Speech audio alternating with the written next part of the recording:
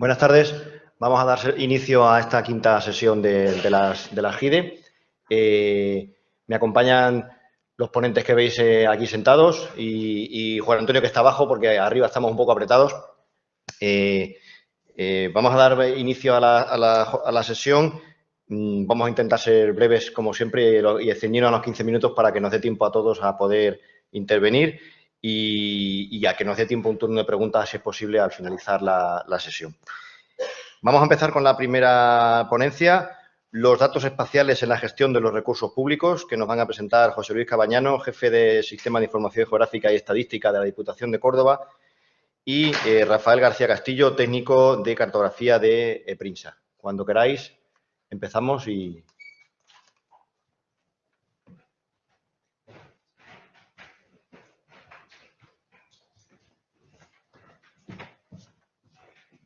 Uy, el ratón. Vamos.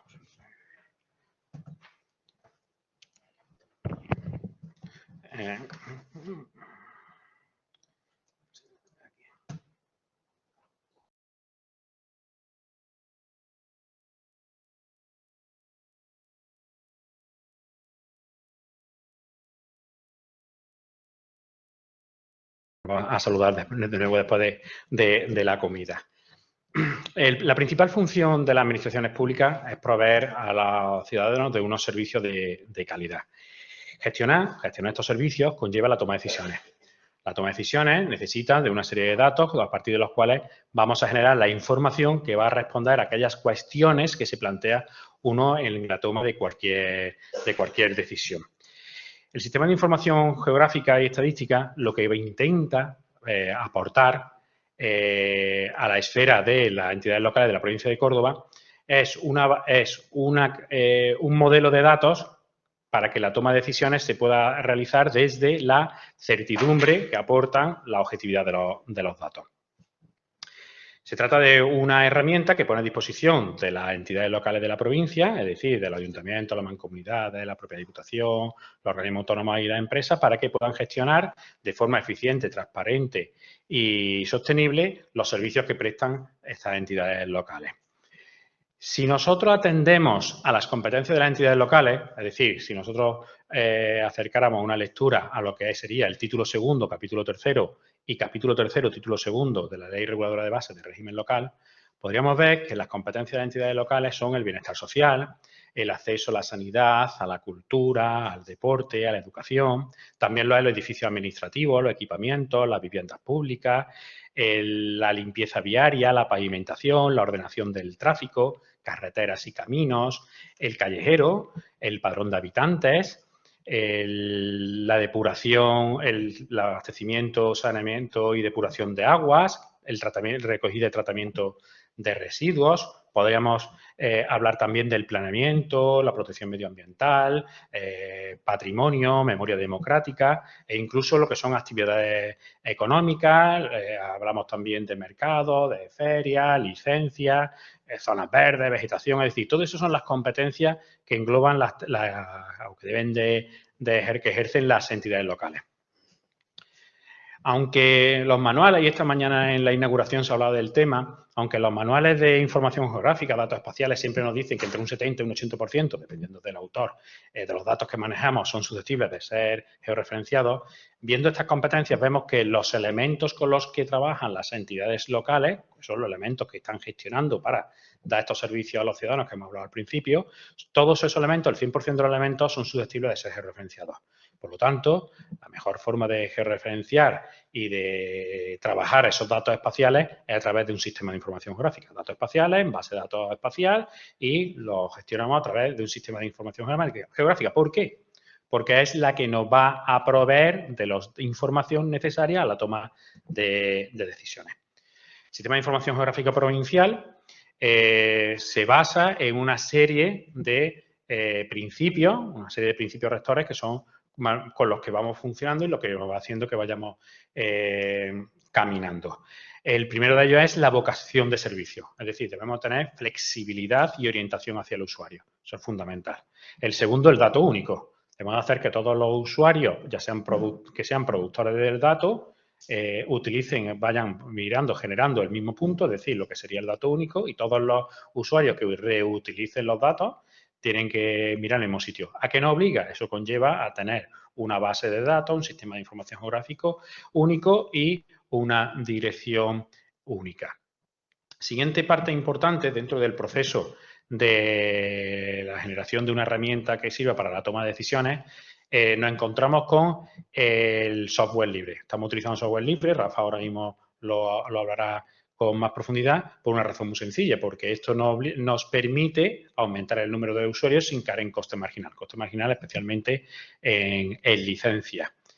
Y por último, y no menos importante, aparte de la publicación, que Rafa nos hablará de ella, tema de la publicación y la reutilización de los datos, tema importante es la formación. La formación, esto es un proyecto de innovación tecnológica, un proyecto que conlleva muchos cambios y si no apostamos por una formación que vaya en paralelo al desarrollo del sistema, pues los usuarios quedan un poco al margen y entonces el sistema pues nos abraza, no se utiliza. Si volvemos al principio, antes de la palabra a Rafa, y observamos cuáles son el objetivo del sistema de información geográfico, esta herramienta que la Diputación pone en manos de entidades locales para la gestión eficiente, transparente y sostenible, y unimos los principios rectores, obtenemos un poco lo que sería la meta del sistema de información geográfica. El sistema de información geográfica lo que trata es de colaborar con el desarrollo social y económico de los ciudadanos, así como al buen gobierno y a una gestión que sea transparente, eficiente y sostenible de los servicios que se prestan. Todo ello gracias a la innovación tecnológica de la información que nos va a permitir la generación del dato único. La generación del dato único que sea de calidad. Generación de dato único de calidad que se publicará y que será reutilizable por un lado, la administración, es decir, lo que hemos hablado al principio, ayuntamientos, mancomunidades, la propia Diputación, organismos autónomos y empresas. Y por otro lado, la propia sociedad, que es la que al final está abocada o a la que debe centrarse los poderes públicos, es decir, los ciudadanos y muy especialmente las empresas. Doy la palabra a Rafa para que nos aclare un poco más la parte técnica del proyecto. Bien, buenas tardes. Bien, continuando con lo que ha dicho José Luis, como cualquier otro sistema complejo, el SIG que nosotros hemos construido, pues requiere mucho trabajo por detrás. Para muchos es evidente, pero no está de más recordar qué es lo que tiene eso por detrás, qué es lo que nos hace falta para que se pueda producir una gestión con datos espaciales de los recursos públicos. Por un lado sería una base de datos geográfica. Seguro que podéis intuir, los que las manejáis, sabéis perfectamente las ventajas que tiene, ¿no? Repositorio único, un rendimiento más que aceptable, gestión de usuarios, gestión de perfiles, le puedes poner automatismos, puedes poner funciones para que haga cálculos, para que mueva datos, cuando pase un evento, que lo haga siempre. Todas esas cuestiones se encarga la base de datos geográfica. El tema de software libre, pues poco más que añadir, sin entrar más a Honduras. Todos conocemos QGIS, todos conocemos MapServer o GeoServer, OpenLayers o Leaflet en cuanto a visualizadores web. Nos permite efectivamente crecer de una manera muy sencilla en cuanto al número de usuarios sin tener que estar preocupándonos del tema de licencia y de otras cuestiones económicas. También el tema de colaboración y de desarrollo. ¿A qué me refiero? Nosotros tenemos, por ejemplo, un convenio GISEIEL con otras dos diputaciones y el Consejo Insular de Mallorca para el desarrollo de una aplicación para la gestión de la cuenta de infraestructura y equipamientos locales conjuntamente. O sea, el desarrollo de una aplicación, tanto de la parte de aplicación cliente de escritorio como de base de datos, para que conjuntamente, cuando alguien tiene una necesidad, pues la desarrolla y la pone a disposición del resto de la gente del convenio. Tenemos un GitLab para compartir estos desarrollos. También el tema, lo digo porque yo me encargo en parte de eso y se nos olvida siempre el tema de mantenimiento de usuarios. En nuestra base de datos geográfica tenemos aproximadamente en la Diputación de Córdoba unos 500 usuarios, ¿vale? Diputación, ayuntamientos de la provincia, empresas públicas, mancomunidades. Esto requiere casi semanalmente o como mucho quincenalmente altas, bajas, que una persona se mueve de un negocio a otro, que fulano se ha jubilado, que hay uno nuevo que han contratado. Entonces, hay que estar ágil, hay una pequeña cantidad de trabajo que hay que llevarla al día. Por supuesto, la publicación de datos en Internet, para que sirva no solamente para las personas de la casa, sino que también sirva para cualquier persona externa, ¿no? Luego hablaré del visualizador web, muy brevemente.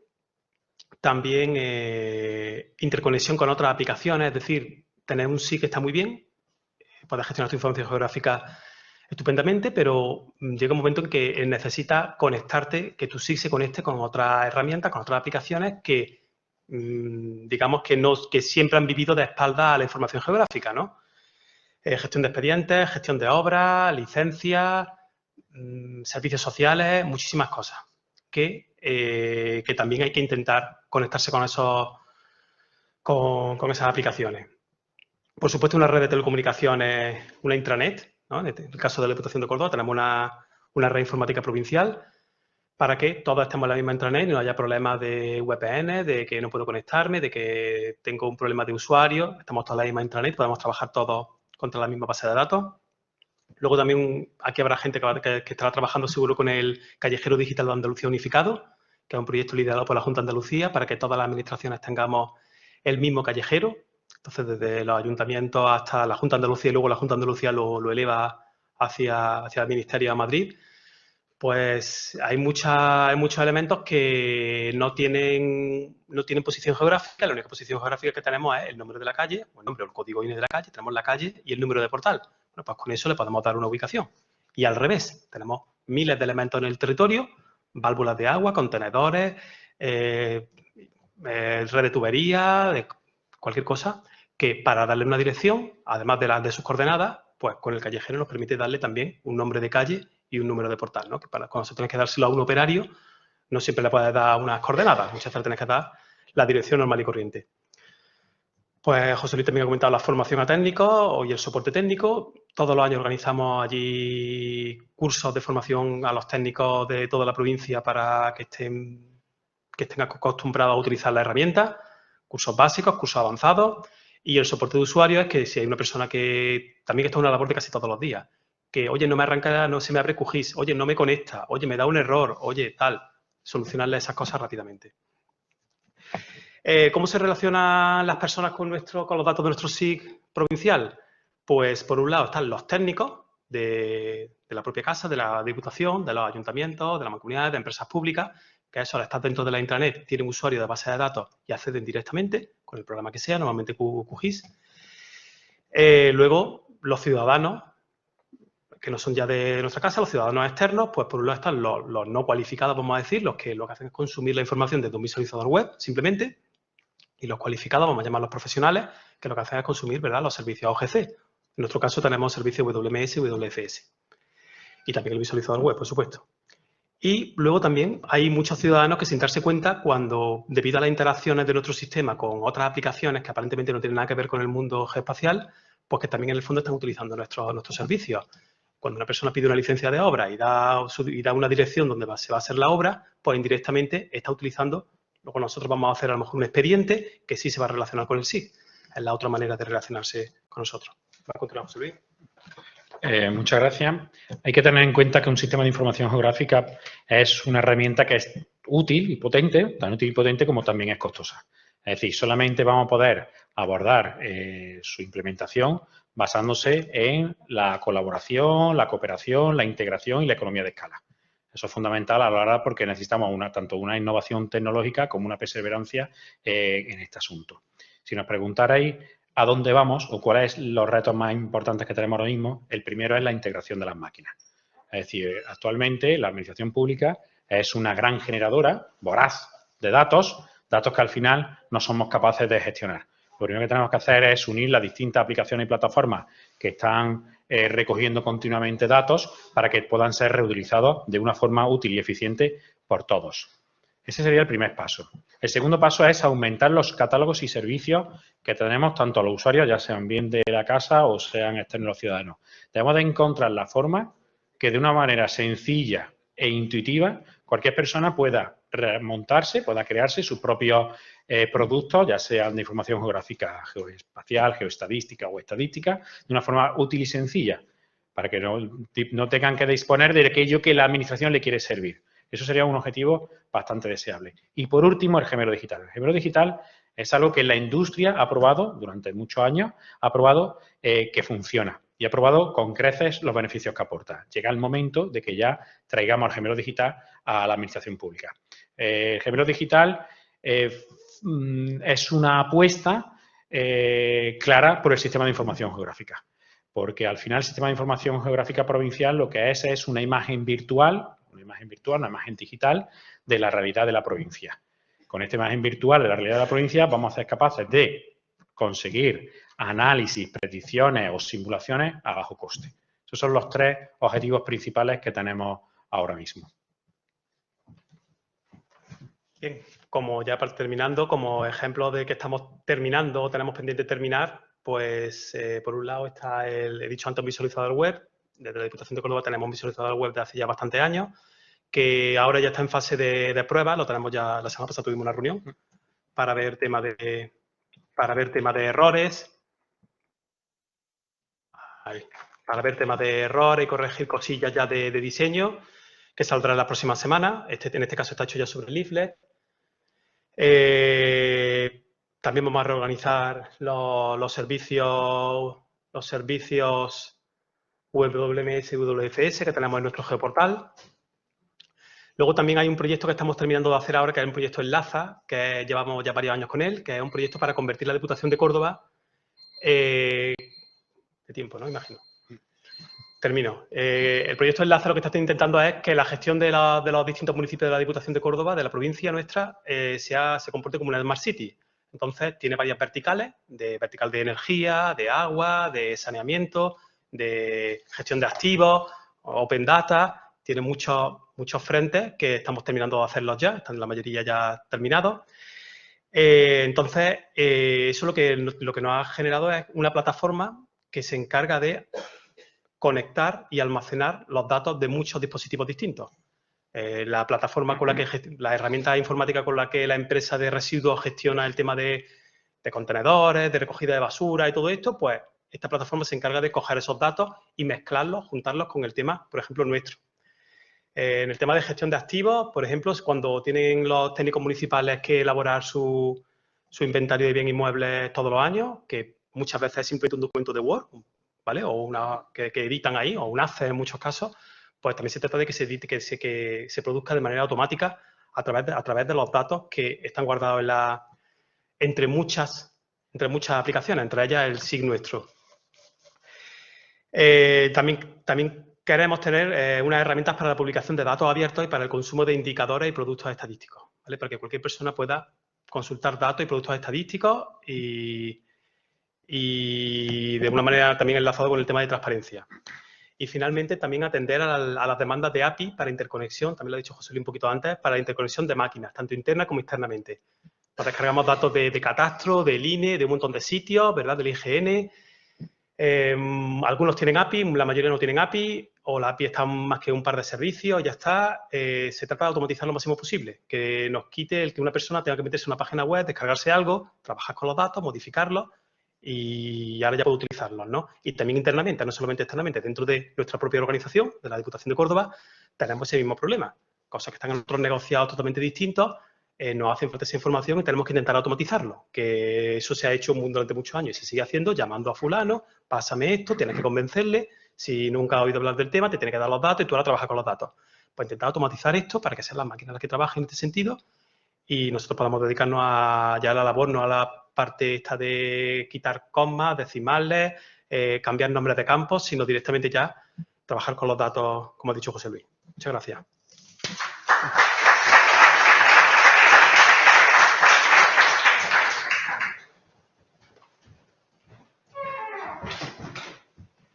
Muchas gracias.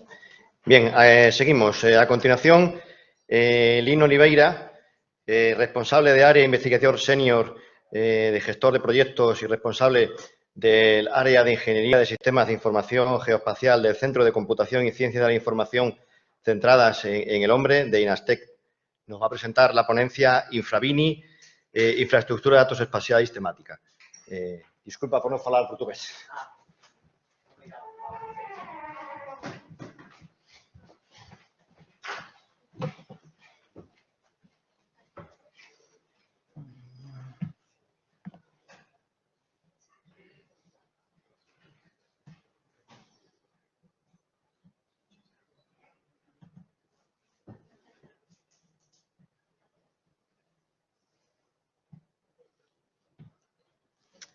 Então, muito boa tarde. Eu venho apresentar o projeto Infravini, uma infraestrutura de dados espaciais temática para apoio à gestão das alterações climáticas na vinha. A apresentação está dividida em 4 tópicos. Um primeiro tópico onde irei abordar o contexto em que surgiu este projeto. O segundo, falar um pouco da arquitetura da infraestrutura de dados espaciais que foi implementada. Depois, fazer uma abordagem ao caso de estudo que foi alvo da implementação desta infraestrutura. E, por fim, partilhar convosco algumas notas finais. Bom, em termos, então, de contexto, a adaptação às alterações climáticas é um dos maiores desafios para o setor vitivinícola e assume, tipicamente, 2 dimensões, tanto uma dimensão temporal como uma dimensão espacial. As estratégias e as políticas de adaptação têm que lidar sempre com potenciais impactos, tanto no curto como no longo prazo. E, por outro lado, é também fundamental decidir que tipo de adaptações são necessárias para cada local, na envolvente e no contexto. Bom, a nossa motivação, então, passou por desenvolver um instrumento capaz de apoiar os viticultores a tornarem-se mais resilientes às alterações climáticas. Determinamos que é essencial identificar e priorizar as iniciativas das alterações climáticas. É um fator primordial.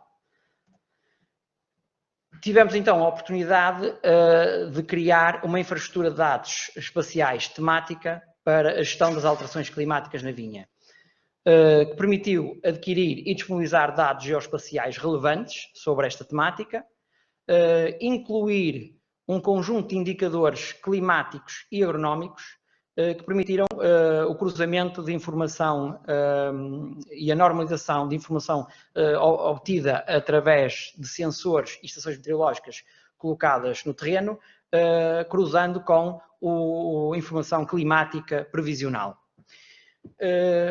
Possibilitou-nos, por fim, também agregar e consolidar esta informação num observatório que monitorizava quer o impacto da variabilidade meteorológica, quer o impacto das alterações climáticas.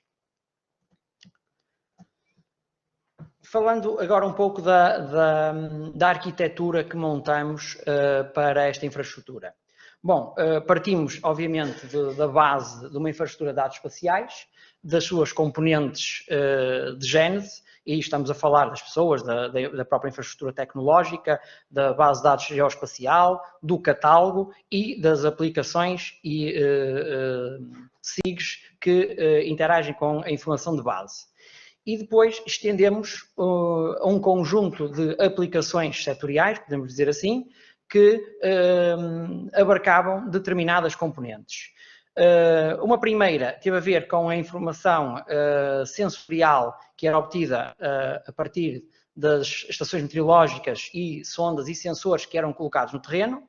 Por sua vez, extraíamos observações e calculávamos um conjunto de indicadores. Por outro lado, tínhamos também a informação climática previsional, onde fizemos e elaboramos um conjunto de modelos climáticos do clima futuro e, por sua vez, agregamos esta informação num observatório que permitia ir monitorizando este processo integralmente. Então, passando ao caso de estudo, implementamos esta solução sobre a área vitícola da região de Marcada do Douro. A região de Marcada do Douro é a região vitícola no norte de Portugal, é a região demarcada mais antiga do mundo e é património da Unesco. Em termos de estrutura da implementação, partindo da informação de base, dispõe de informação temática que é obtida de várias fontes e sempre de forma interoperável. Conseguimos obter informação através dos principais atores da região, municípios, outros atores externos à região para consolidar a informação e partilhamos também informação em formato interoperável com entidades públicas, tanto regionais como nacionais. Podemos ver aqui uma ilustração de algumas imagens da solução que fazem a amostra desta informação que vamos recolher de forma interoperável. Irei agora apresentar um vídeo que ilustra esta componente da implementação.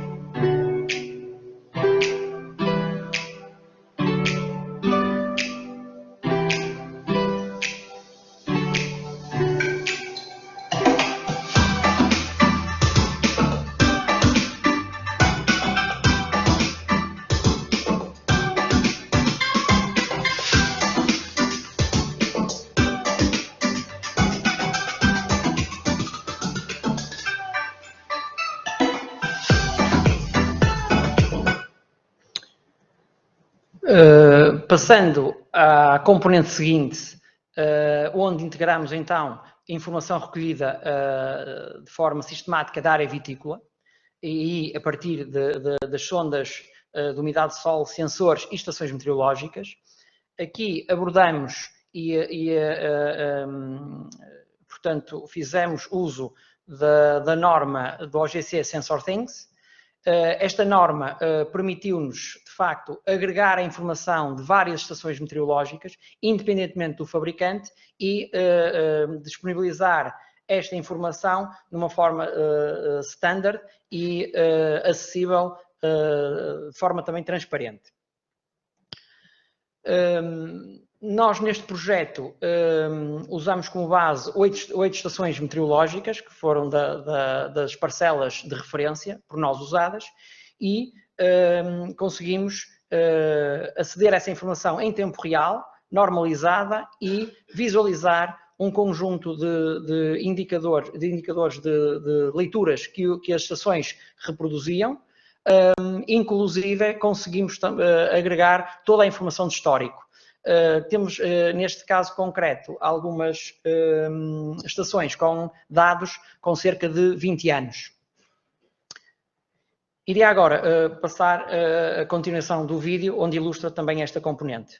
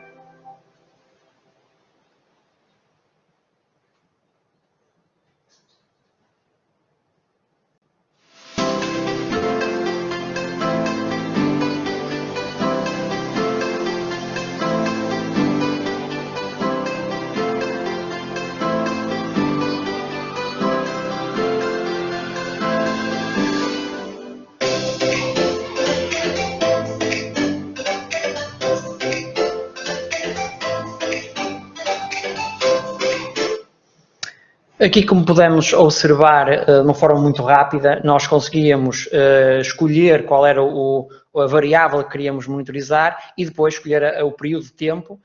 Tínhamos sempre as últimas leituras que eram feitas pela estação e depois toda a parte de histórico, como eu disse, estações com informação de cerca de 20 anos. Permitia, de facto, termos uma evolução de todo o trajeto, por assim dizer, destas leituras. Complementarmente a estas leituras que fazíamos da informação em tempo real, nós produzimos aqui algo que foi, podemos dizer, inovador, e pelo menos é de referência, que é calculamos um conjunto de indicadores, tanto da previsão de desenvolvimento fenológico, como indicadores hídricos e térmicos, em tempo real, a partir dos dados das estações. Ou seja, todos estes cálculos são feitos com os dados que nós vamos obtendo, tanto os de histórico como os que vão sendo recebidos, e os indicadores são sempre calculados em tempo real, cada vez que são visualizados. Aqui podemos ver uma ilustração das estações meteorológicas, da sua localização, e depois aqui à esquerda em baixo temos aqui a segmentação dos indicadores com os diferentes tipos, e à direita um exemplo da visualização. Eu iria agora, mais uma vez, continuar a ilustrar isto com o vídeo.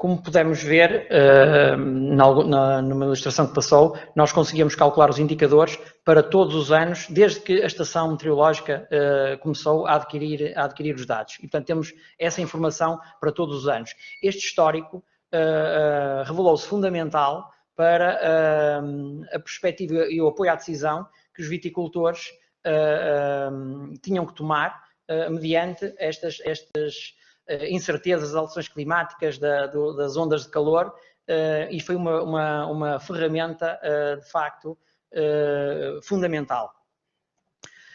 Iria agora apresentar a componente que teve a ver com a informação climática de base espacial, tanto a factual como a previsional. Foram produzidos um conjunto de modelos climáticos que fizeram uma avaliação de como seria o clima futuro de médio prazo entre os anos 2041 e 2070 e de longo prazo 2071 e 2100. Aqui foram produzidos um conjunto também de indicadores. Esse resultado final foi traduzido em ficheiros NetCDF, portanto, um standard que permitiu depois nós integrarmos também essa informação na plataforma de uma forma transparente e produzir uns mapas específicos. Vemos aqui um exemplo do que foi feito para a região de estudo. Iria agora também mostrar a última parte do vídeo.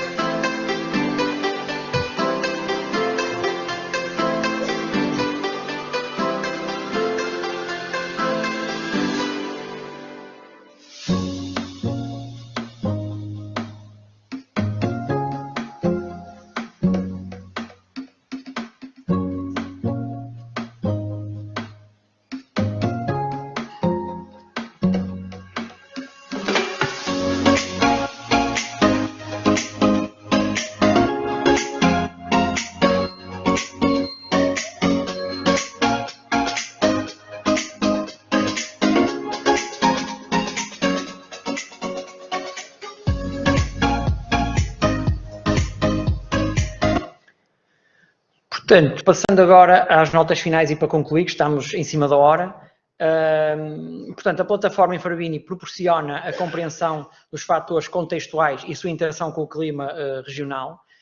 Conseguimos aferir que esta implementação foi de facto uma ajuda e queria ressalvar a questão dos indicadores porque foi algo que foi diferenciador neste tópico. E de facto o Infravini aqui pretendeu contribuir para tornar as indústrias vitivinícolas europeias mais resilientes às alterações climáticas e permitir de alguma forma apoiar também a monitorização da produção para que a qualidade e a quantidade do produto afinal seja o melhor.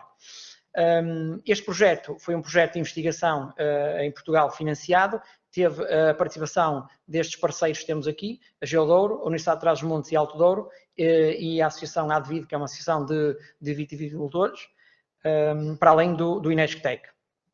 Portanto, agradeço a vossa atenção e depois estarei disponível para qualquer questão que me queiram colocar. Muito obrigado.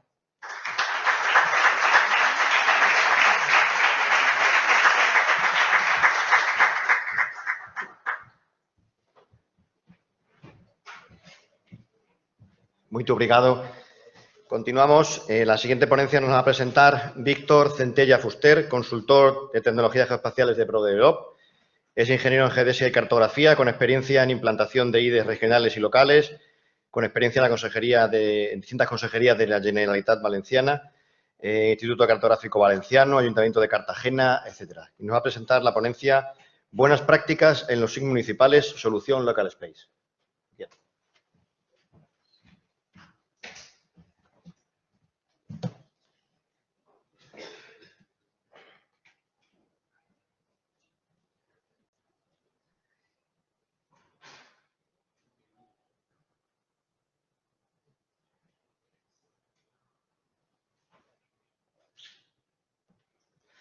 Hola, buenas tardes. Muchas gracias por la oportunidad de poder presentar este trabajo.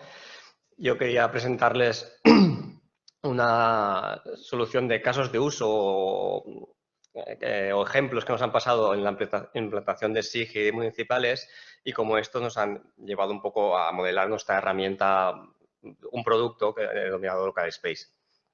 Hablaré un poco del camino de los SIG, de las IDE, luego basaremos pues aspecto de casos de uso, buenas prácticas y para concluir con la solución que tenemos en Local Space.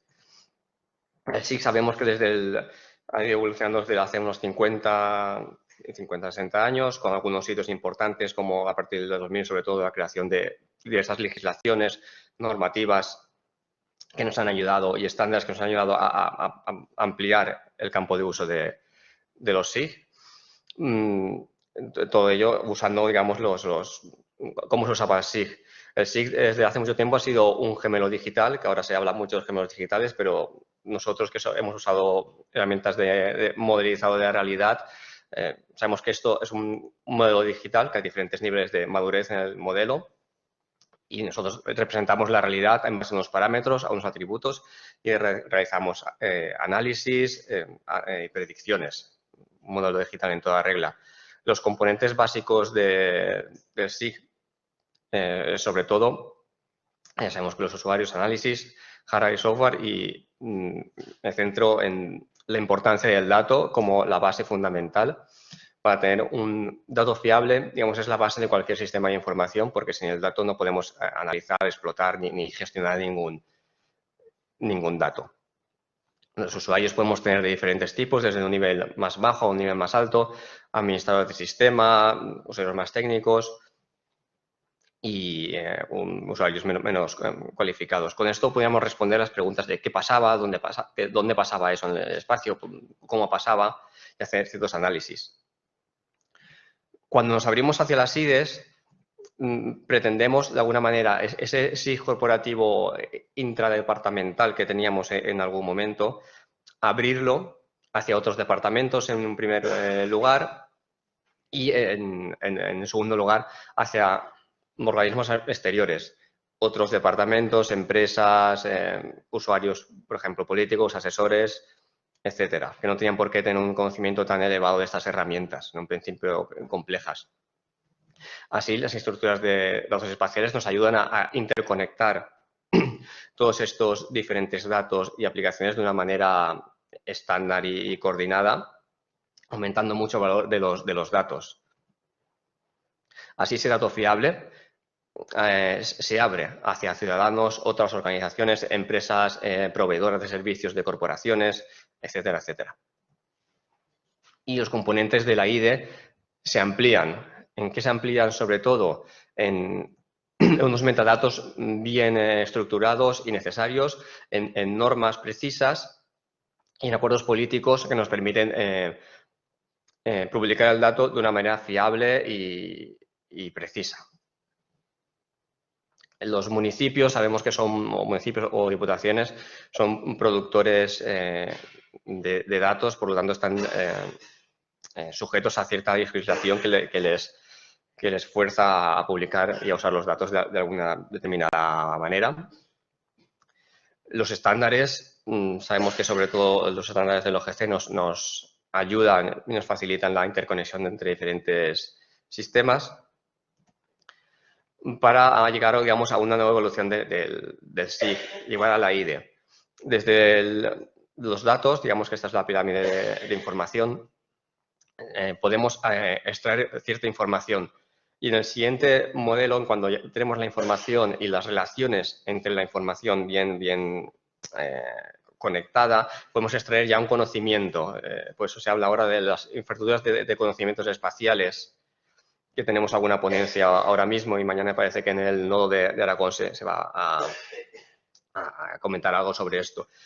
¿Qué nos ayudan estas infraestructuras de conocimiento? A gestionar mejor la información, a predecir procesos, a conocer por qué pasan esos procesos. Y nos pueden ayudar mucho en conseguir los objetivos, algunos de los objetivos de desarrollo sostenible, que varios de ellos tienen una fuerte componente espacial. Otros retos de la SIDE son la integración y la explotación de los datos. Hemos pasado a tener unos ciertos datos, digamos, controlados o manejables de pequeño recorrido o de pocas fuentes a tener un montón de fuentes y muy diversas.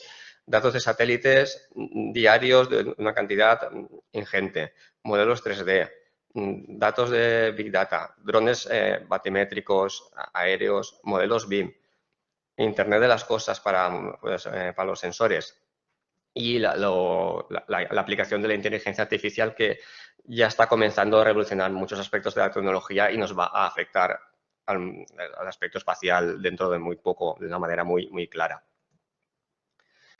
Con todo esto que os queríamos contextualizar un poco, y aquí casos de uso o ejemplos que nos han pasado a nosotros al implantar SIG o IDE municipales, que a veces parecen verdades de perogrullo, pero que a veces que nos encontramos con estos problemas y cómo nos hemos ido enfrentando a ellos. Primero queríamos comentar la importancia de la transversalidad, que la IDE sea realmente una herramienta horizontal para toda la organización, que no se concentre en un solo departamento, porque si no está muy abocada a un futuro bastante incierto.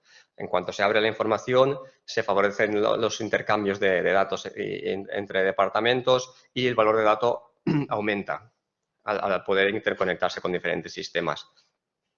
Establecer procesos de formación continua o capacitación de manera continuada. Sí, puede ser en formato reducido, porque muchas veces en formato de grandes eventos nos cuesta expresar nuestras dudas o inquietudes, y con grupos reducidos es más fácil. Contar con el apoyo de los técnicos, que no se trate de una herramienta dirigida desde el alto nivel y que se expanda hacia todos los técnicos, sino que contar realmente con la opinión de las personas que van a trabajar con esa herramienta al día a día. Cuidar mucho los datos. Ya he hablado 2 o 3 transparencias de los datos y tenemos que cuidarlos mucho, por supuesto, porque si no, no tenemos información. Y cuidar también los metadatos como parte integrante de ese dato, porque si no tenemos buenos metadatos no nos podemos comunicar bien. Esto, por ejemplo, esto es una transparencia de un SIG municipal, de un ayuntamiento grande de aquí España, en la que podemos ver que El campo cd_uspred es SQ y el dc_uscasmix es null.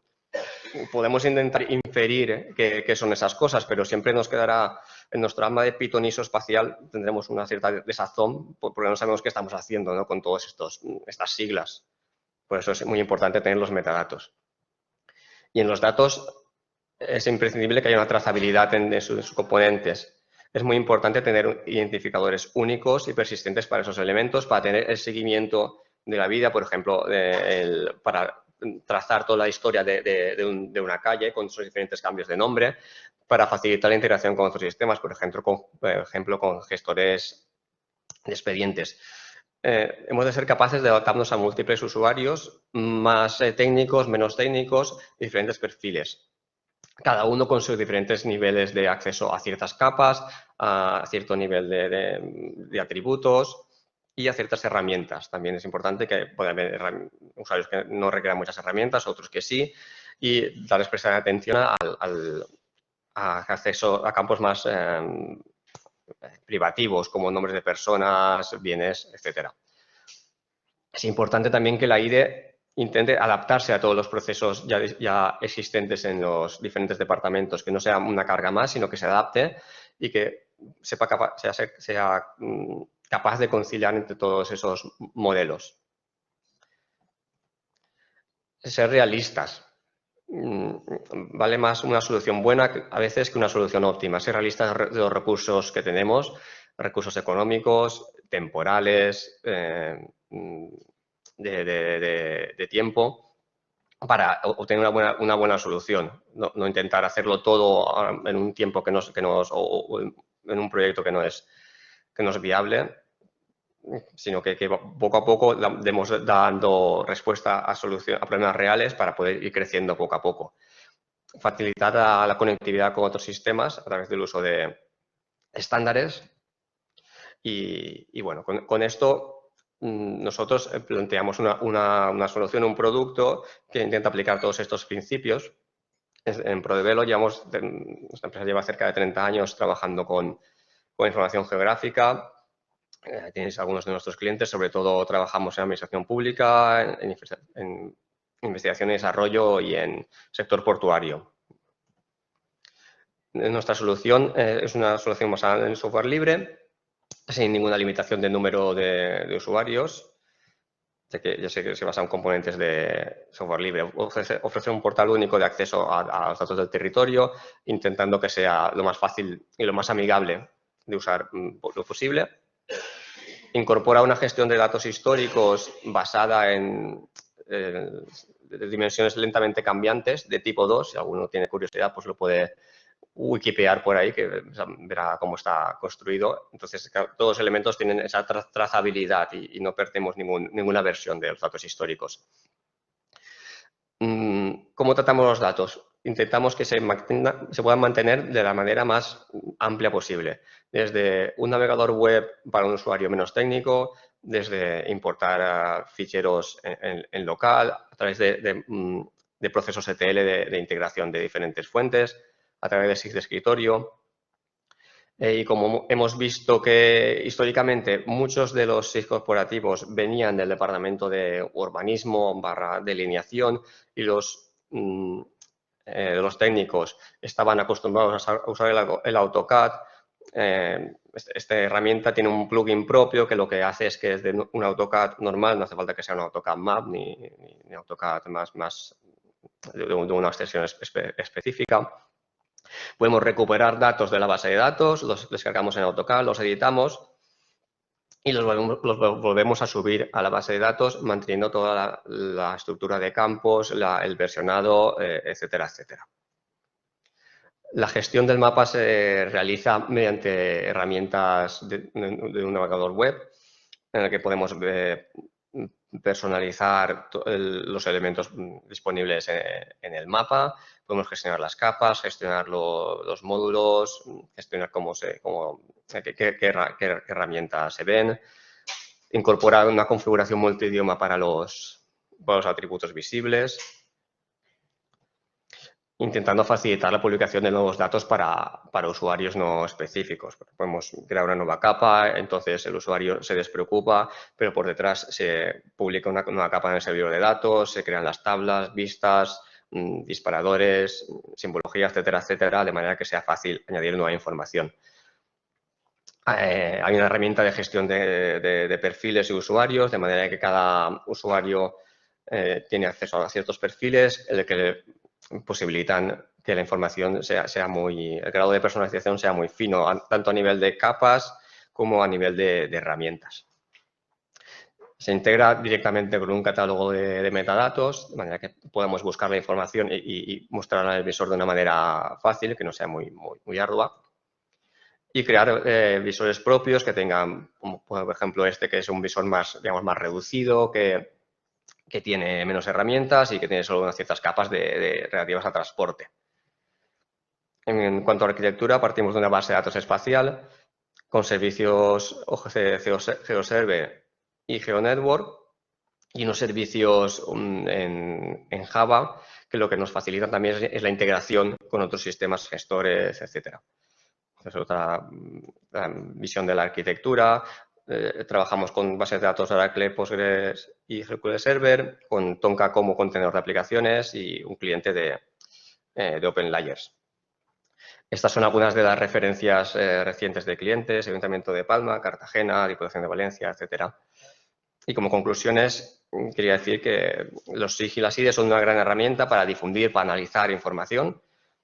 Al aumentar la colaboración entre departamentos, aumenta el valor de los datos y la propia colaboración entre departamentos, que ya de por sí es importante esto, y también hacia el exterior, añaden valor a esos datos al colaborar con diferentes actores, pero requieren de un esfuerzo continuado de implementación para que sean sostenibles. De manera que, nada, os animo a todos que sigamos trabajando en esta línea y vamos mal de tiempo y que no nos pase... Perdón, lo que le pasó a Charles Whittaker en el capítulo Elementalista, la temporada 6, capítulo 12, que estaba trabajando con unos mapas CAD y el pobre explotó. Nada, muchas gracias.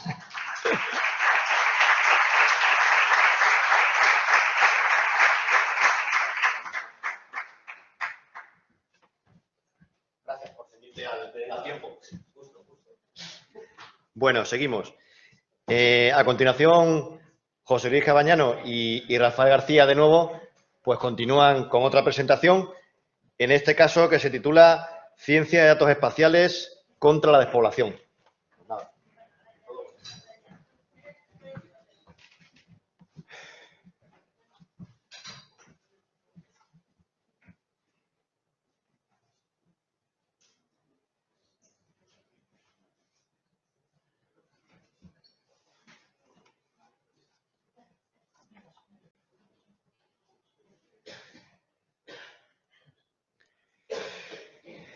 Bien, buenas tardes de nuevo. La presentación esta, los primeros 3 o 4 minutos, era presentar de nuevo el Sistema de Información Geográfica y Estadística de la Diputación de Córdoba y el soporte y EPRINSA como soporte tecnológico de la Diputación de Córdoba. Pero yo creo que agradeceremos todos que, como ya más o menos lo hemos comentado antes, pues que pasemos directamente ya a la parte de despoblación. Bien, centrándonos en el problema este de despoblación, lo que nosotros hemos hecho en nuestra base de datos geográfica ha sido, yo continúo con lo que estaba hablando antes, ¿vale? Aunque antes fuera del tema de otro tema distinto. Hemos creado un esquema dentro de nuestra base de datos para poder trabajar con temas estadísticos y en este caso particular de temas de despoblación. En este esquema hemos planteado, por un lado, tablas de información que son datos externos, es decir, nos descargamos información externa y la ponemos en nuestra base de datos. Datos que proceden de otras administraciones. Su volumen es bastante alto. Por ejemplo, he mirado antes de venir aquí la semana pasada y algunas tablas, había una que tenía más de 400 campos, más de 400 columnas, ¿vale? Todo esto con desagregación municipal. Es decir, que si en la provincia de Córdoba tenemos 77 municipios, pues tenemos una tabla con 77 registros. Y si tenemos en esta tabla que estoy hablando 400 columnas, pues 400 columnas.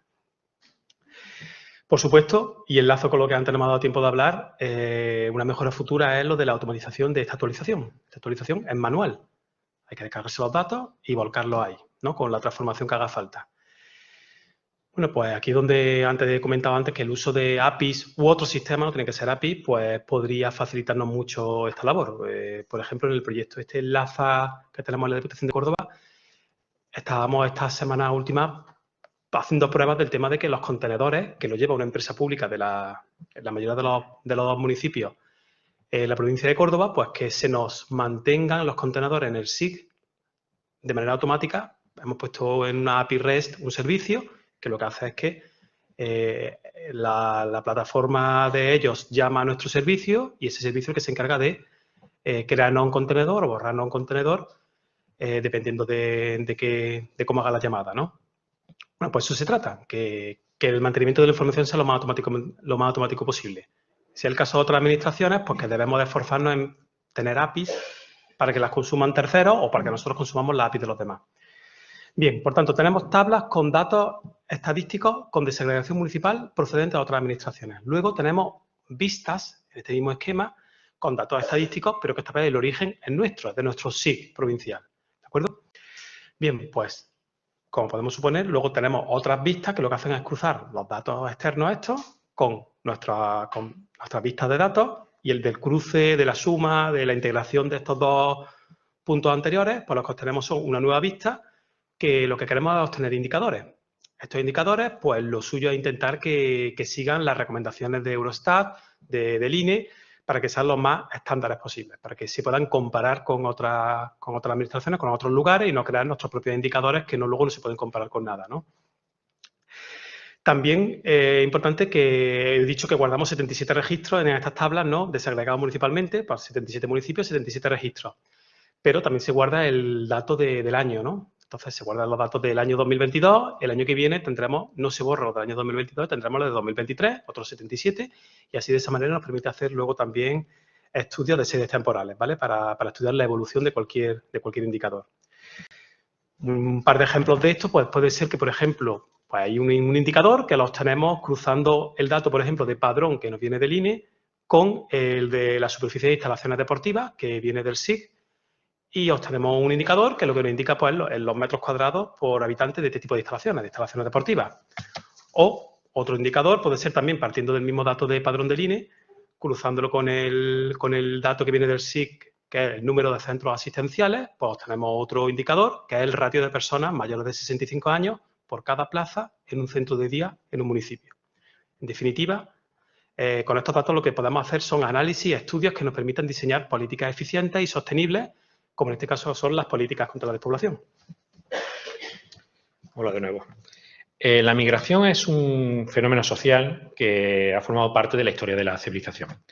Las causas o las consecuencias que los movimientos migratorios tienen en que a ciertos territorios aumente de población o ciertos territorios disminuyan de población, pues es una constante. Ya la Unión Europea abordó este tema desde la estrategia de Lisboa en el año 2000, en la declaración de Gotemburgo en el 2001 y más recientemente, el 17 de junio de 2020, el Parlamento Europeo envió un informe tanto al Comité de la Social Económico como al Comité de las Regiones, poniendo de manifiesto los riesgos en los que se estaban incurriendo algunas regiones, los cuales eran más acusadas el problema de la despoblación. En clave interna, las entidades locales están teniendo un riesgo en algunos puntos de la geografía de nuestro país, están teniendo un riesgo que el primero es la pérdida de servicios, es decir, hay servicios en los cuales la prestación de los mismos es prácticamente inviable o insostenible, así como la pérdida de patrimonio humano, patrimonio cultural, patrimonio económico.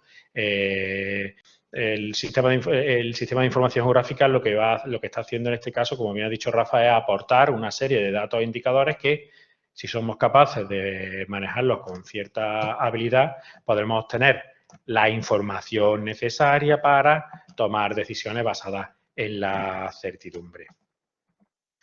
El estudio que vamos a hacer, que voy a exponer, voy a intentar ir lo más rápido posible para intentar sintetizar. El estudio que vamos a exponer es el siguiente. ¿Cuáles son las variables que hacen que unos municipios aumenten de población y otros municipios pierdan población? Es Esa es la gran cuestión, la gran duda que se nos plantea constantemente. Porque si somos capaces de responder esa pregunta, seremos capaces de establecer políticas que o frenen la despoblación o corrijan los efectos. Si no puedo corregir la despoblación, por lo menos voy a intentar corregir los efectos que produce. Ahí tenemos la población... qué mal lo digo. Ahí tenemos la población, en la provincia de Córdoba en el año 2021. Si queremos una gráfica, pues ahí tenemos la población. Vemos, por ejemplo, que el municipio que más población pierde es Baena. Si vamos a la tasa de población 2011-2021, pues ahí tendríamos un mapa. Los positivos, los que ganan población, son los verdes y los negativos, cogiendo una intensidad, serían los rojos. Tendríamos aquí una gráfica, ya Baena no es el último, porque Baena es el tercer municipio con mayor población de la provincia, esa es la tasa de población. Claro, para facilitarnos el trabajo deberíamos de hacer una clasificación de los municipios. Entonces vamos a intentar hacer una clasificación de municipios, que es el primer paso que vamos a dar en nuestra metodología. La metodología se basa primero en la selección de variables, una selección inicial de variables. Esa selección de variables, como siempre que hacen cualquier trabajo que se haga de ciencia de datos, vamos a hacer una preparación y depuración de datos. Vamos a crear dos variables por análisis cluster. Estas dos variables lo que van a reflejar es cómo te clasifico como municipio por la población y cómo te clasifico por municipio por la tasa de variación de población. Una vez que tengamos esto, haremos un análisis exploratorio de datos y después le haremos seguidamente un análisis de correlación. En este punto podríamos haber hecho el árbol de decisión y en paralelo con el análisis de componentes principales. Pero hemos preferido hacer primero el análisis de componentes principales porque en cada uno de estos pasos una de las cosas que hacemos es depurar datos que no nos va a hacer falta para llegar a la solución. Entonces, hemos optado primero por hacer el análisis de componentes principales. Ahí hacemos una nueva limpieza de aquellas variables que no forman parte con fuerza del análisis de componentes principales y directamente pasamos al árbol de decisión. Como he dicho, lo primero que tenemos que hacer... Uy, no veo aquí los títulos. Me voy a guiar un poquito aquí, si me perdonáis. Lo primero que vamos a hacer es seleccionar la variable categórica. La variable categórica va a ser aquella que nos va a decir en qué clase qué clases vamos a crear en el tema de la población. En este caso, estamos para la población existente y vemos que por el método del codo, vemos que vamos a utilizar 5 clases. Aquí teníamos las 5 clases. Hemos utilizado el método Camidols y con el método Camidols la población de la provincia la hemos clasificado en 5 clases, de la 1 a la 5. La 1 es la que tiene mayor población, están sobre todo en el sur de la provincia, y la 5 es la que tiene menor población. Hacemos exactamente lo mismo con la tasa de despoblación. La tasa de despoblación, aplicando el método de codo, aparece en 4 clases. Esas 4 clases las representamos aquí con el método Camidol y aquí tenéis donde existen los que son de color clarito, es clase 1, son aquellos que mantienen población o incluso la aumentan. Exactamente, la que más aumenta es un 7,43% y el que pierde, 2011-2021, es un menos 46%. Allá el último periodo, que sería clase 4, que anda entre prácticamente el 12% y el 22%. Ahí tenéis la comparativa con la clasificación de población. Una vez que hemos hecho, la siguiente fase que vamos a hacer es el análisis exploratorio de datos. En la gráfica del fondo hemos hecho una selección de gráficas de variables, porque ahí no entrarían todas, y aquí lo que hemos utilizado ha sido una 2 en 2, que va a ser útil para conocer el comportamiento, y después, en el término medio, en el plano medio, tenemos una distribución de frecuencia de cada una de las variables, en la cual podemos ver pues, su normalidad, así como la distribución de densidad, y en el primer término tenemos un análisis de percentiles y de blogspot. El blogspot nos va a permitir, uno, conocer la distribución acumulada y también los valores atípicos de cada una de las variables.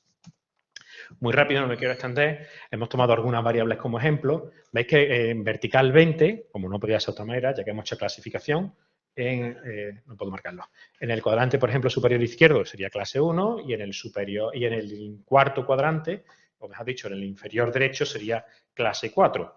Ahí tenemos distintas variables, que de aquí no soy capaz de ver el nombre, y como podéis ver, en algunas existe, como podemos ver esto de aquí abajo, una diferencia en el tema de la localización de los municipios. En esto de aquí abajo, entre el primero y el cuarto cuadrante, vemos claramente la diferencia que existe entre clase 1 y clase 4. Bueno, ya pasamos con eso a la matriz de correlación. Con la matriz de correlación, lo primero que hacemos para realizarla es eliminar las variables categóricas. Hemos eliminado las variables de qué clase perteneces por población, qué clase perteneces por tasa de variación de población, porque si no, pues ahí tendríamos de este directo. Y con ello vamos a comprobar la relación que existe entre variables independientes con la tasa de variación de población, que es lo que nos está interesando. Para tomar los valores más significativos, hemos tomado aquellos que tienen un coeficiente de correlación por encima de 0,30, ¿de acuerdo? Con el coeficiente mayor de 0,30 son las variables que vamos a utilizar. Ya estamos limpiando variables. Y ya con esto pasamos a lo que sería el análisis de componentes principales.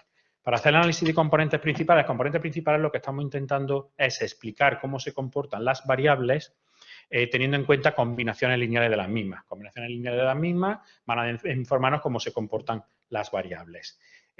Claro, ¿cuántas combinaciones lineales vamos a utilizar? Pues aquí con el método de sedimentación nos damos cuenta que el valor más apropiado para utilizar variables componentes principales es 2 componentes principales. Ahí podemos ver que la primera componente principal es capaz de explicar fácilmente el 44,7% de la varianza y el segunda componente principal explica el 12,7% de la varianza. Es decir, más del 50%, prácticamente el 60% de la varianza está explicada con las 2 primeras componentes principales, por lo tanto, son las que vamos a utilizar y vamos a seguir trabajando con las variables que funcionan en las componentes, en esas 2 primeras componentes principales. Ya podríamos ver ¿y cómo actúa cada variable? Bueno, pues ya vemos aquí, lo que pasa es que no veo muy bien, ya veríamos aquí cuáles son las variables que más contribuyen en la primera combinación lineal, que sería la primera componente principal, en el que observo la edad media, el índice, la población, índice de envejecimiento, tasa de despoblación, paro, etcétera. Y lo mismo tenemos en la segunda componente principal. Ya ahí estamos haciendo una limpieza en la que vemos cuáles son las variables que más fuerza están teniendo para obtener el resultado, el modelo que nos da a explicar el cómo se comportan los municipios. Aquí tendríamos en este gráfico un gráfico de individuos de contribución de cada uno de los municipios. Ahora se representan los 76 municipios de la provincia que hemos estudiado y podemos ver que aquellos que tienen un perfil muy similar están juntos. Por ejemplo, aquí arriba a la derecha estamos viendo los municipios de mayor población, los que tienen mayor actividad económica y demás, están ahí en ese aspecto. Y después vemos otros que tienen, aquellos que, por ejemplo, están más cercanos al 0,0. Aquellos municipios que están más cercanos al punto 0,0 del gráfico son aquellos que están más cerca de la media, son, por así decirlo, aquellos municipios que se ven menos afectados por la tensión que puede provocar las variables seleccionadas. Este otro gráfico es exactamente igual, pero el coseno cuadrado. Aquí vemos por el tamaño del municipio, vemos cada municipio cuánto es lo que afecta o lo que aporta a cada una de las variables.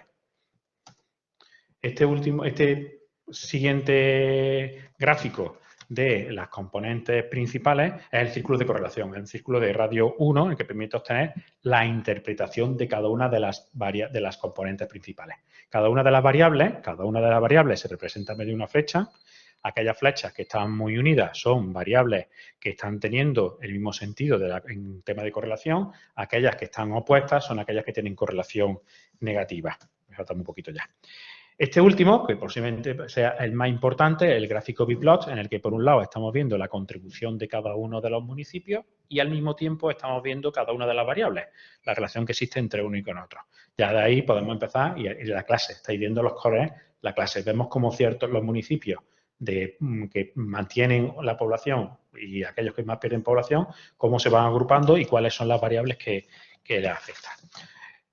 Árboles de decisión, con las variables de tanto dimensión 1 y dimensión 2. Y aquí veis, por ejemplo, cómo la cota, los que son negativos, una clasificación de cota municipio, y al lado veis, a la derecha, estáis viendo la despoblación. Vemos que aquellos municipios de mayor cota son los que más se despueblan. Vemos también distancia autovía. Estamos viendo que aquellos que tienen la distancia están más cerca de la autovía son aquellos que mantienen la población. Podemos ver lo mismo, pues, con distancia en municipios de gran población o con el índice de envejecimiento, ¿de acuerdo? Aquí la renta per cápita. Todo ello al final nos lleva a unas conclusiones, que son las conclusiones que deberíamos de optar a la hora de establecer políticas. Una de ellas que aquellos, y resumo un poco, son 5 frases, una de ellas que aquellos municipios con núcleo de población se encuentra a mayor cota, pierden población, eso políticamente no se puede modificar, no puede tener una realidad ahí por si quiere hacer alguna intervención a la hora de corregir. Los municipios que se encuentran a mayor distancia de autovías son los que mantienen población con facilidad. Los municipios más cercanos a un municipio que hayamos clasificado uno, aquellos que tienen mayor población, también son los que mantienen población independientemente de la cantidad de población de ellos mismos. Aquellos que tienen mayor renta de habitantes son los que mantienen la población, lo cual está muy relacionado también con que tienen una mayor población activa. También fácil o directo el que aquellos municipios que mantienen población tienen una edad, tienen la edad media es más baja y aquellos que pierden población tienen la edad media más alta. Hay que tener en cuenta un detalle, que no es, correlación no existe casualidad. Tenemos que ver qué relación puede haber entre uno y otro, pero eso no significa que los efectos no se produzcan y que haya que corregirlo o que haya que mitigarlo. Y para finalizar, los municipios que presentan mayor población presentan peor calidad de vivienda, eso al final una pérdida patrimonial para el municipio o una pérdida de oportunidad en un futuro, y los municipios que presentan mayores signos de despoblación destacan por un mayor índice de envejecimiento, como he dicho, porque la población pues, es más mayor. Y por último, pues nuestro objetivo es que este tipo de análisis de estudios no sean estáticos, sino, como ya ha dicho Rafa, gracias a la innovación tecnológica, gracias al soporte que nos presta PRINSA, lo que queremos es que estos estudios, una vez que esté el modelo hecho, probado y demás, que de las variables que hemos utilizado aquí podamos añadir muchas más variables, es que el módulo se conecte al sistema de información geográfica y que sea dinámico. Es decir, cualquier persona en cualquier momento puede ver cómo está hoy la situación y pueda establecer políticas. No porque hayamos hecho un estudio hace 3 o 4 años, lo hayamos puesto en un PDF, lo hayamos presentado y ahora tiremos de datos o de conclusiones que posiblemente ya han quedado obsoletas. Muchísimas gracias.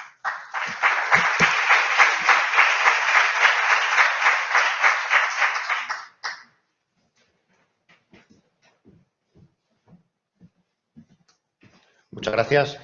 Bueno, y para finalizar esta sesión, Juan Antonio Agudo, técnico de Servicio Informática del Ayuntamiento de Badajoz y administrador de base de datos del mismo, que forma parte del grupo de trabajo de la FEM, de la Federación Española de Municipios de Provincia, y que está trabajando en el desarrollo de una normativa para datos abiertos. Nos va a presentar la ponencia 50 o más conjuntos de datos abiertos recomendados por la FEM.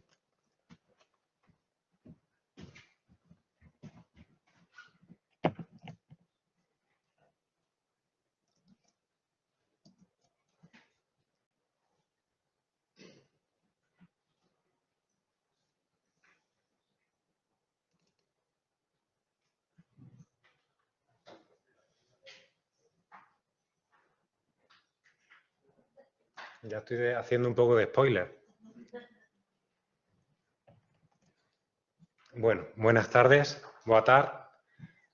Soy Juan Antonio Agudo, pertenezco al Servicio de Informática del Ayuntamiento de Badajoz.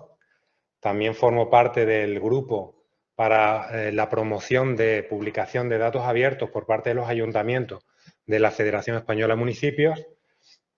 Y os voy a contar muy brevemente cuáles son las tareas que estamos haciendo este año para elaborar una guía de recomendaciones para los ayuntamientos. Bueno, os voy a empezar con un poco de historia. Dada la hora del día, yo creo que os lo voy a hacer en formato Netflix para haceroslo un poco más agradable. Bueno, el grupo comenzó en el año 2017, ¿vale? Se juntaron un grupo de compañeros en una época en la que todavía conceptos como transparencia, participación ciudadana o datos abiertos no estaban muy en boga y ellos consiguieron publicar una guía para que los ayuntamientos tuvieran unas directrices para publicar conjuntos de datos abiertos. Y en esa guía hicieron un listado de recomendaciones de 20 conjuntos de datos que podía publicarse, ¿no? La segunda temporada, que fue 2 años después, 2 de aquellos compañeros se liaron la manta a la cabeza, ¿vale? Y, bueno, decidieron focalizar un poco y hacer la guía no en recomendaciones hacia los ayuntamientos, sino en un listado de 40 conjuntos de datos abiertos para que los publicaran. Y este año Pues nos hemos juntado un grupo más heterogéneo, hemos cogido el reglamento de metadatos, la norma técnica de interoperabilidad y el vocabulario de CAT, y vamos a publicar una guía no de 20 ni de 40, sino de 50 conjuntos de datos, de más de 50 conjuntos de datos. Bueno, nuestras misiones, las misiones del grupo son dos, un poco como las de Frodo, ¿no? Que era llevar el anillo y quemar el anillo, ¿no? Bueno, pero no haberle hecho spoiler a nadie, ¿no? Las dos misiones que tenemos son un poco definir los atributos con los que vamos a hacer las recomendaciones y luego el listado de conjuntos de datos que vamos a recomendarles a los ayuntamientos. Para intentar normalizar un poco nuestras recomendaciones, nos hemos centrado en un vocabulario estándar que han publicado en Internet, la World Wide Web Consortium, ¿no? Que es de CAT, que tiene un problema y es que son 500 cosas, ¿vale? Entonces, cuando llegó el momento de transponerlo a la norma técnica española, alguien del ministerio cogió un boli y un papel y dijo, mira, nosotros lo que vamos a publicar es esto. Y publicaron lo básico. En el 2013 se publicó la NTI-RISP, que significa la Norma Técnica de Interoperabilidad de Reutilización de Recursos de Información del Sector Público. Al acabar la charla le preguntaré a alguien por esas siglas, ¿vale? ¿Pero de qué estamos hablando? Bueno, pues queremos que los ayuntamientos tengan un portal de datos abierto con un catálogo que tengan un listado de conjuntos de datos, de datasets, que son normalmente ficheros Excel y que los publiquen en distintas distribuciones, en Excel, en CSV, para que la gente se los descargue por Internet. ¿Cómo hemos hecho esto? Pues en el Ayuntamiento de Badajoz estamos utilizando un software libre, que es el más utilizado, que es un gestor de contenidos que se llama CECAN. Y claro, cuando hemos ido a montar el GIS corporativo del Ayuntamiento y hemos implementado otro gestor de contenido, en este caso, que lo utilizáis en el mundo de cartografía, que es GeoNode, pues he comprobado que entre los bloques que forman la arquitectura de GeoNode hay un gestor de catálogos también, OpenSource, que es GeoNetwork. Y entonces eso me ha llevado a pensar que si realmente un catálogo de datos abiertos tiene este aspecto y una infraestructura de datos espaciales tiene este aspecto, pues posiblemente estemos hablando casi de lo mismo. Solo que vosotros habláis de capas y de formatos, mientras que nosotros hablamos de conjuntos de datos y de distribuciones. He hecho una captura de pantalla de la infraestructura de datos espaciales del Ayuntamiento de Cáceres, aquí presente, y de la infraestructura de datos espaciales española, y me he dado cuenta que efectivamente vosotros tenéis un catálogo de metadatos, tenéis un área de descarga y la única diferencia que haya así relevante es que vosotros ya desde hace años estáis publicando la información en forma de servicios web. ¿Vale? Pues precisamente por eso, pues los del W3C han dado un paso adelante y han pasado en la versión 2 de CAT a incluir también la publicación de servicios de datos. Nosotros no tenemos la suerte que tenéis vosotros, que desde mediados ya del 2000 publicaron Inspire con todos los metadatos y todo lo que tenéis que hacer ya normalizado. Nosotros supongo que tendremos que esperar que alguien en el mundo de los datos abiertos vaya dando pasos en esta dirección. Vale, el trabajo que hemos hecho un poco para elegir los atributos con los que vamos a definir los conjuntos de datos, pues en las dos primeras versiones los compañeros hicieron una lista ahí un poco informal. Algunos de esos atributos sí son valiosos y cuando hemos ido este año a cotejarlo con la adaptación que tenemos de DCAS en Europa, que es DCAT-AP, y la norma técnica de interoperabilidad, pues nos hemos dado cuenta de que muchos de esos atributos ya estaban normalizados. Entonces, lo que hemos hecho ha sido eliminar los que nos han parecido menos relevantes y abajo hemos incluido alguno nuevo que, bueno, no están normalizados, pero es posible que en el futuro, por ejemplo, los datos de alto valor, ¿no? A nivel europeo. El resultado final le hemos simplificado en una plantilla para rellenar nuestras recomendaciones.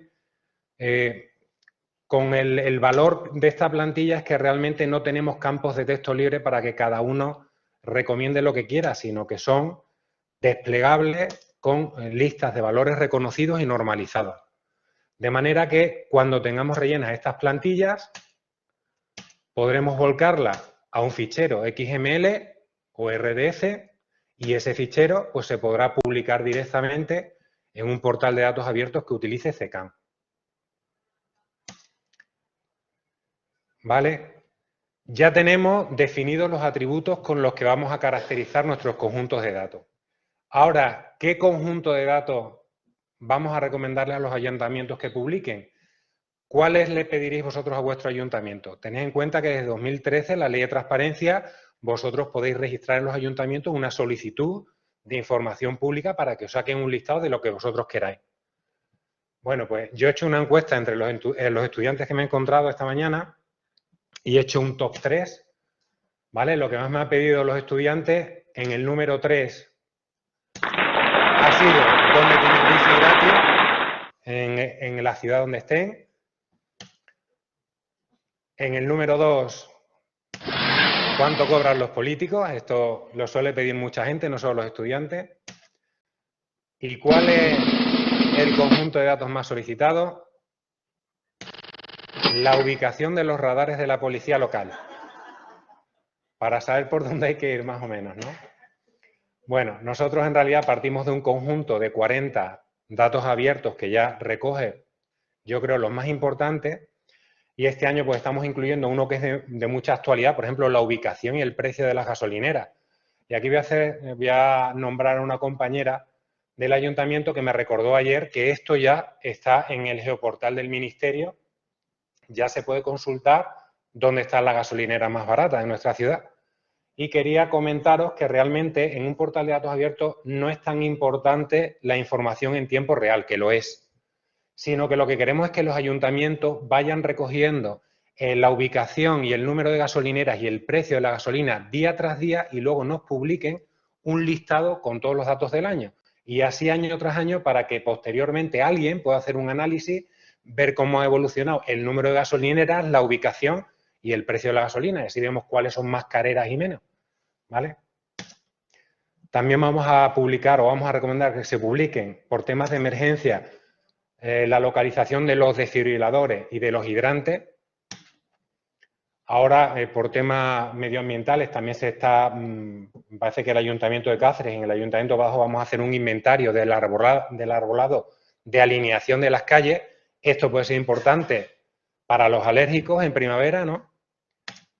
Y también hay algunas ciudades que están dando un paso adelante y están ya marcando algunas zonas como libres para que los perros puedan estar moviéndose libremente, ¿no? Bueno, pues en principio ese es el listado de los conjuntos de datos que vamos a recomendar, aparte de los 40 que ya habíamos recomendado en el 2019. Y bueno, ¿qué hacemos en el grupo de trabajo? Bueno, pues para esas cuestiones relacionadas con los ayuntamientos, estamos Enrique, que es del Ayuntamiento de Madrid, Roberto, que es del Ayuntamiento de Alcobendas, bueno, Aragón, que es del Ayuntamiento de Góndor, y luego un servidor que es del Ayuntamiento de Badajoz. En cuestiones de cartografía, porque hay muchos datos abiertos que llevan ubicaciones cartográficas, nos está ayudando Paloma, del Instituto Geográfico Nacional, ahí presente, Esther, de la empresa Localidata. También estamos intentando buscar un vínculo entre los conjuntos de datos y los objetivos de desarrollo sostenible, que se los está currando Esther, de la Universidad Politécnica de Valencia. Y ya que tenemos la suerte de tener una foránea, tenemos a Casey de ASEDIE, pues ella nos está ayudando a traducir todos los contenidos al inglés por si luego nuestras recomendaciones se pueden trasladar a otros países dentro de la Unión Europea. Bueno, y el último miembro del grupo, que es el enano, ¿vale? Jinli, que no suele hacer muchas aportaciones, pero por si no os lo creéis, he traído un extracto de la última reunión, de la última vídeo que hicimos, ¿verdad, Paloma? Para que veáis que no miento. O de, yo qué sé, es que aquí si puedes os dais cuenta, está allá abajo. La información entre los diferentes gráficos. Y nosotros nos ponemos a hablar de metadatos y el tío está ahí fumando en pipa y no para estudiar. No nos hace muchas aportaciones. Un conjunto de datos. En conclusión, que este año lo que queremos hacer es una versión en papel, ¿vale? De nuestras recomendaciones, no de 40, queremos más de 50. La íbamos a terminar para 2022, pero hemos pensado que la vamos a publicar el 1 de enero de 2023 y así el año que viene pues ya está de actualidad también, ¿no? Y luego además pues vamos a publicar una versión digital que sirva para que ese fichero XML o RDF se cargue en portales de datos abiertos y los ayuntamientos pues, puedan tener ya publicada la base con los conjuntos de datos y que lo único que les haga falta sea subir la información. Tenéis ahí los datos de contacto de los coordinadores del grupo, necesitamos ideas, necesitamos sugerencias. Muchas gracias, muy obrigado y no sé si alguien quiere hacer alguna pregunta a alguno de los ponentes, supongo que este es el momento, ¿no? Muchas gracias, yo ya he terminado.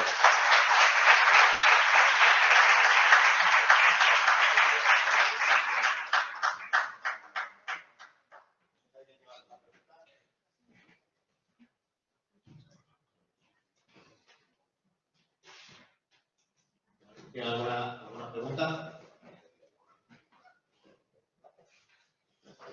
Hola, respecto al estudio de población, veo que no estaba Córdoba. Era porque era desvirtuado lo que era el estudio, imagino. Hemos tenido en cuenta tanto Córdoba como municipios que están alrededor de la provincia a la hora de conocer, por ejemplo, la distancia en la que se encuentra de un municipio de gran población, etc. Pero el municipio de la provincia es directo totalmente los datos. O sea, hemos preferido dejarlo al margen, saber que está ahí, saber la distancia que se encuentra, los servicios que presta, pero no tener en cuenta en lo que era la tasa de población. Además, no tiene una aumenta un punto de población, pero desvirtuado. ¿Una pregunta más? Yo sí me gustaría preguntarte, Juan Antonio, si es un tema que nosotros desde Cáceres también estamos pensando en trabajar. Nosotros tenemos una plataforma Open Data, una de datos abiertos hace mucho tiempo, que tenemos poco abandonado, las cosas como son, porque nos hemos centrado más en la parte de la IDE, pero hemos llegado a una conclusión parecida a la que tú comentabas. IDE y Open Data tienen que caminar de la mano. ¿Y por qué no compartir gran cantidad de datos, sobre todo en el tema de los metadatos? ¿Habéis pensado en si los metadatos de la IDE y de Open Data podrían ser los mismos? Bueno, por contestar un poco, Luis.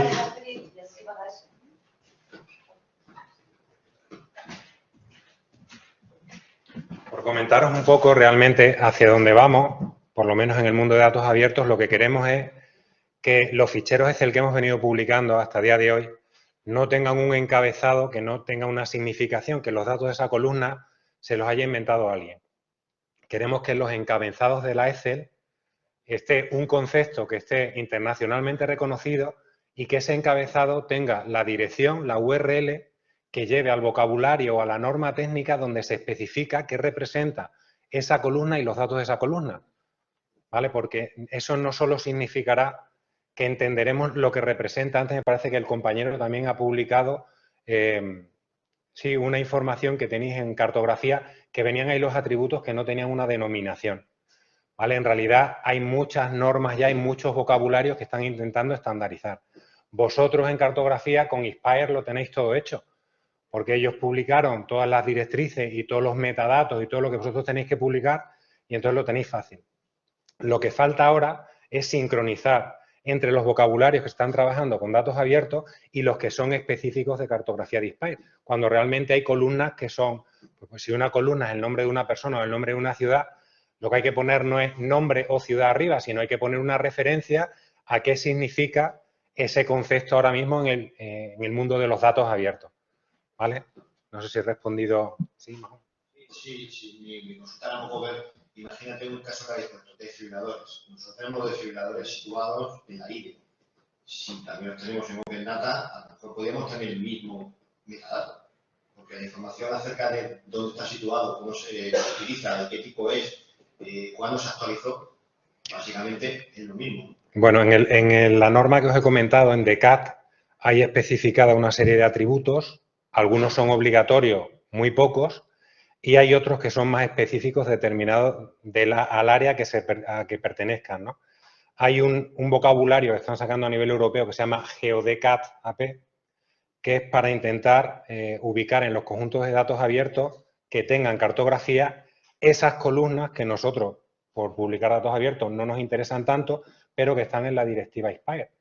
Entonces están haciendo, por lo menos desde el mundo de datos abiertos, estamos caminando un poco para integrarnos con vuestro mundo, porque vosotros ya las IDE y Inspire os tiene los metadatos perfectamente definidos y supongo que en el futuro convergeremos y tendremos un único portal, una única infraestructura de datos, no solo de datos espaciales, ¿no? No sé si alguien quiere alguna cosilla más. Nos vamos ya. La hora del café. ¿Alguien tiene alguna pregunta más? Sí.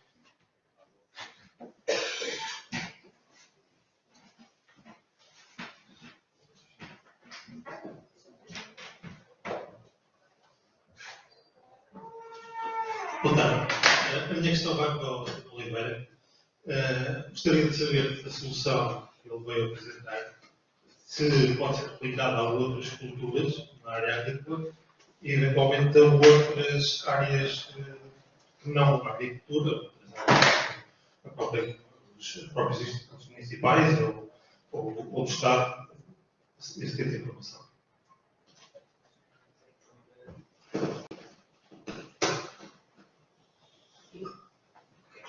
Muito obrigado pela pergunta. Esta infraestrutura foi o caso de estudo, foi a implementação no olival, mas pode ser aplicada a outras culturas, foi aplicada à vinha, pode ser aplicada também a outras culturas. Já temos a ideia também de aplicar também ao olival. A ideia passa agora, o projeto ficou concluído, está numa fase agora de politização e vai ser até explorado pela empresa que fez parte do consórcio. O objetivo, de facto, é estender a implementação da solução a outras regiões, a outras culturas, e, portanto, esse será o primeiro foco.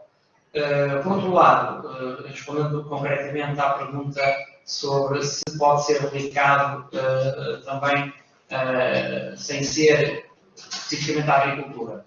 Como a base é uma infraestrutura de dados espaciais, é passível de ser aplicado até num contexto, por exemplo, que vimos aqui, num contexto de um município, onde o foco principal será sempre de reunir a informação, de poder compartilhar em dados abertos, e a infraestrutura permite isso porque tem por base todas as componentes de uma infraestrutura de dados espaciais, como vimos aqui até nos exemplos que os colegas apresentaram, portanto, desde a base de dados espacial, os metadados, o catálogo de serviços, toda a capacidade que tem de dispor da informação de forma interoperável, portanto, de outras fontes, como também de outros fornecedores.